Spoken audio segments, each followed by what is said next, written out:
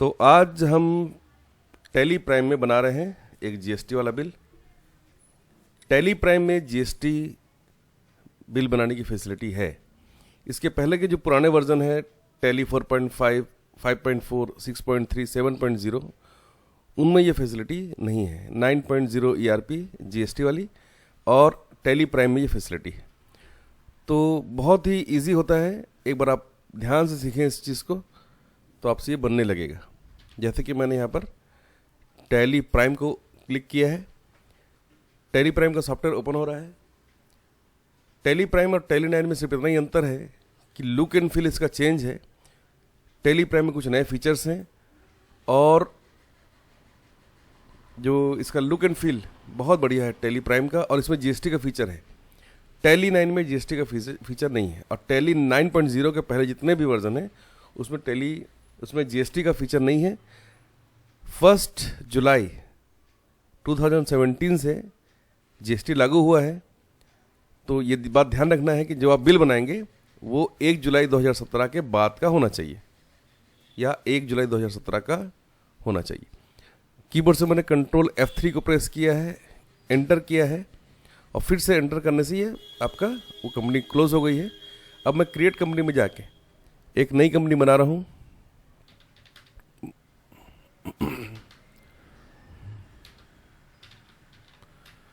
ममता traders, Bilaspur, Chhattisgarh, pin code. Keyboard से control A कीजिए और फिर से एक बार कंट्रोल A करना है आपको। तो जो भी बेसिक सेटिंग है वो इसमें ऑन रहती हैं और ये आपका सेव हो गया। अब जीएसटी वाला बिल बनाने के लिए सबसे पहले क्रिएट में जाकर आपको लेजर बनाना है CGST का, और ये ड्यूटीज एंड टैक्सेस नाम के ग्रुप के अंदर आएगा। और यहाँ से आपको जीएसटी सेलेक्ट करना है। CGST मतलब सेंट्रल टैक्स होता है। परसेंटेज ऑफ कैलकुलेशन 0% रहने दीजिए, और राउंडिंग मेथड को मैं यहाँ पर कुछ भी नहीं कर रहा हूँ। सेम आपको बनाना है SGST, ड्यूटीज एंड टैक्सेस लेना है, जीएसटी लेना है, टाइप ऑफ ड्यूटी को, और SGST मतलब होता है स्टेट टैक्स, स्टेट जीएसटी, और राउंडिंग मेथड को फिलहाल मैं यहाँ पर कुछ भी नहीं कर रहा हूँ। ये हो गया। उसके बाद मैं बना रहा हूँ यहाँ पर परचेस या सेल का लेजर, और ये बनेगा परचेस के अंडर या सेल्स के अंडर, और इसको अब गुड्स कर लें, टाइप ऑफ सप्लाई को, और ये भी बन गया। इसके बाद आपको स्केप करके बाहर आना है। क्रिएट में जाकर दोबारा से आपको जाना है, इस यूनिट में जाना है, यूनिट लेना है। यहाँ पर यूनिट में ले रहा हूँ पीस, और पी जैसे लिखेंगे तो यहाँ पर इसका ऑप्शन आ जाएगा इस तरीके से। स्केप करके फिर से मैं जा रहा हूँ क्रिएट में, और स्टॉक का जो ग्रुप है वो मैं ले रहा हूँ यहाँ पर कंप्यूटर आइटम्स। ठीक है। अब यहाँ पर भी मैं कोई भी दोनों ऑप्शंस में से should quantities of item be added और सेट अल्टर जीएसटी डिटेल्स वाले को नो ही रहने दिया, मैंने कुछ नहीं करा। सभी जगह में नो ही रहेगा। पर अब मैं क्रिएट वाले ऑप्शन में जाकर स्टॉक आइटम बनाने वाला हूँ, और यहाँ पर मैंने बनाया है लैपटॉप, और कंप्यूटर आइटम्स में लिखा है इसको, यूनिट लिया है पीस, और यहाँ पर सेट अल्टर वाले ऑप्शन को यस करना है। अगर आपके पास इसका कुछ डिस्क्रिप्शन हो तो जरूर लिखिए आप। HSN कोड आपके पास है तो उसको लिखना बहुत ज़रूरी है, नहीं है तो कोई बात नहीं है।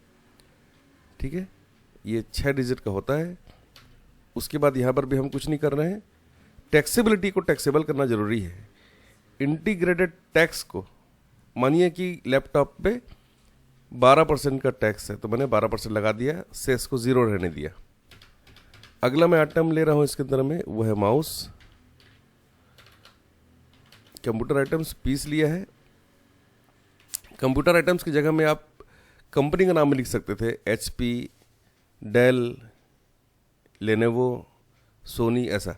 या फिर आप इसी को बना सकते थे अंडर माउस, कीबोर्ड, मॉनिटर, और नेम में आपको लिखना पड़ता LG माउस या सोनी का माउस, है ना, या फ्रंटेक ऑप्टिकल माउस, इस तरीके का नाम लिख सकते थे। तो जो भी ज़रूरत हो उस तरह से इसको बनाइएगा। सेट अल्टर जीएसटी को मैंने यस किया है, इसका HSN कोड लिखा है यहाँ पर और टैक्सेबल कर दिया है इसको और 12% लिखा है इसको। ठीक है, अब मैं एक दूसरा आइटम लेता हूँ, mouse pad. Mouse pad computer items piece लिया है, इसको यस किया है और इसका मैं जो इंटीग्रेटेड टैक्स जो है वो मैं लगा रहा हूँ 18% का। हो गया। और एक और मैं ले लेता हूँ इसमें कंप्यूटर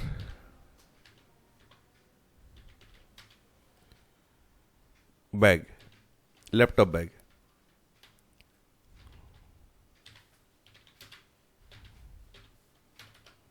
ठीक है, इसको भी यस किया है और इस वाले को मैं लिख रहा हूं 28%।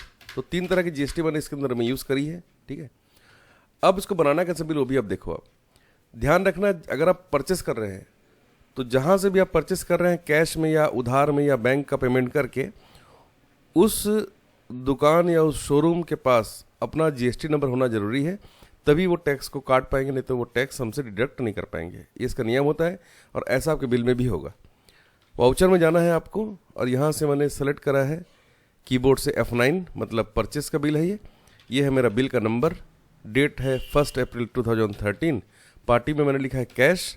अब यहाँ पर इन सभी डिटेल्स को भरने के बाद में यहाँ पर नीचे में एक ऑप्शन होता है जीएसटी रजिस्ट्रेशन टाइप, इसको रेगुलर करना ही है मुझे, तभी काम करेगा ये। और 15 डिजिट का जो जीएसटी नंबर होता है जहाँ से आपने सामान खरीदा है उसका जीएसटी नंबर यहाँ लिखना है इस तरीके से, और बाकी को मैंने कुछ भी नहीं करा है। अब यहाँ पर से मैंने लिया है लैपटॉप 5 पीस, 35,000 का एक लैपटॉप होता है। और यहाँ पर मैं ले रहा हूँ लैपटॉप बैग और इस लैपटॉप की जो प्राइस है वो है 500, 10 पीस लिया मैंने। और माउस मैंने लिया है 100 पीस, एक सिंगल माउस की कीमत है 160 रुपये। और माउस पैड मैंने लिया है 500 पीस और एक माउस पैड की कीमत हो रही 40 रुपये। ये हो गया। ठीक है, अब आप बोलेंगे इसमें जीएसटी तो कटा ही नहीं। तो जीएसटी अगर कटा नहीं है, इसको आप सेव करने जाओगे तो इसमें कुछ प्रॉब्लम भी। ठीक है, तो मैंने इसको कंट्रोल ले दबाकर सेव कर लिया था। अब मैं इसको ढूंढ लेता हूँ पहले मैं कि मैंने एंट्री कहाँ पर करी थी। डिस्प्ले मोर रिपोर्ट्स, डे बुक और ये रही मेरी एंट्री। अब यहाँ पर मैंने जीएसटी लगाया हुआ नहीं है, देख लीजिए आप, इसमें कोई जीएसटी मैंने लगाया नहीं है ना। इसलिए मेरे से पूछा भी नहीं कहाँ पे जीएसटी लगाना है। तो आप इस बात को ध्यान रखेंगे कि जहाँ टोटल हो रहा है 2,16,000, उसके नीचे आप उसके बाद एक एंटर करेंगे आप तो नीचे आ जाएगा। अब कीबोर्ड से स्पेस दबाकर आपको लेना है CGST, तो देखिए CGST कट गया। एस दबाएंगे तो SGST इसमें से डिडक्ट हो जाएगा इस तरीके से। तो जो 2,16,000 का बिल था वो बढ़कर हो गया है 2,43,920 रुपये। अगर इसको आप देखना चाहते हैं डिटेल्स इसका, तो आपको प्रिंट वाला ऑप्शन सेलेक्ट करना होगा। करंट को सेलेक्ट करिए। अब यहाँ से प्रीव्यू को क्लिक करेंगे जैसे ही आप, तो आपको एक जीएसटी वाला बिल दिखाई देगा। ये काफ़ी छोटा है, तो आप कीबोर्ड से Alt और Z को प्रेस करें या फिर जूम वाले ऑप्शन को डबल क्लिक करें माउस से, तो आप देखेंगे सभी का टोटल जो यहाँ पर टैक्स है, सेंट्रल टैक्स और स्टेट टैक्स दोनों अलग अलग दिखाई दे रहे हैं। और टोटल जो बिल हमारा 2,16,000 का है और इसमें आपका जो बिल जो जीएसटी लगी है वो लगी है कितने 27,920 रुपये की। ये टोटल इसमें सब लिखा हुआ है और ये पक्का बिल है। इस तरीके का आप एक बिल टैली से इस तरीके से निकाल सकते हैं। इसको प्रिंट कर सकते हैं, आप प्रीव्यू देख सकते हैं। इसे कॉन्फ़िगरेशन में जाके प्रिंट से संबंधित कुछ अगर आपको चेंजेस करना है तो उसको ज़रूर इसको आप यहाँ पर अलग से लिख सकते हैं। ठीक है, जैसे मैं आइटम वाइज जीएसटी को यहाँ पर नो कर देता हूँ, तो अब देखिए ये बिल कुछ कैसा दिखता है। अब ये बिल कुछ इस तरीके से दिख रहा है। इसमें आइटम वाइज जीएसटी यहाँ पर दिखाई नहीं दे रहा है, सिर्फ HSN कोड है और यहाँ पर नीचे में इसका जो समरी दिखाई दे रही है। और अगर आपको ये चाहिए तो आप कॉन्फ़िगर में जाके फिर से उसी ऑप्शन को शो जीएसटी रेट, इसको आप यहाँ से यस कर दो। ठीक है, तो आपको वहाँ पर वो चीज़ दिखाई दे जाएगी। ठीक है, इस तरीके से। Use GST rate, show GST rate in percentage, इसको मैं यस कर देता हूँ। अब मैं फिर से प्रीव्यू देखता हूँ इसका, तो अब ये कुछ ऐसा दिखाई दे रहा है। तो देखिए कहाँ पर 12%, कहाँ पर 28% और कहाँ पे 12% लगा है। तो 12, 18 और 28% सब अलग अलग दिखाई दे रहा है जीएसटी रेट। अगर आप इसी में CGST और SGST भी दिखाना चाहते हैं तो फिर से स्केप करके आपको जाना रहेगा कॉन्फ़िगर में, और यहाँ से आपको आइटम वाइज जीएसटी डिटेल को भी यस करना रहेगा। अब अगर आप इसको फिर से कंट्रोल A करके सेव करेंगे, कंट्रोल A करके सेव करने के बाद, सेटिंग को सेव करने के बाद, फिर आप जब प्रीव्यू देखेंगे तो अब देखेंगे कि ये सब में अलग अलग सेंट्रल टैक्स और स्टेट टैक्स को भी दिखा रहा है। इस प्रकार से आप एक बिल बना सकते हैं। इस बिल को सेव करने के लिए कीबोर्ड से कंट्रोल और A दबाएं। इस तरीके से बहुत कम समय में आप एक बढ़िया जीएसटी वाला बिल बना सकते हैं। पर ये बिल जो है ये आपको टैली प्राइम वाले टैली में के सॉफ्टवेयर में यूज़ करना है। ठीक है, तो एक दो बार अगर आप इसको प्रैक्टिस करके देख लें तो यह काम आपका बहुत आसान हो जाएगा।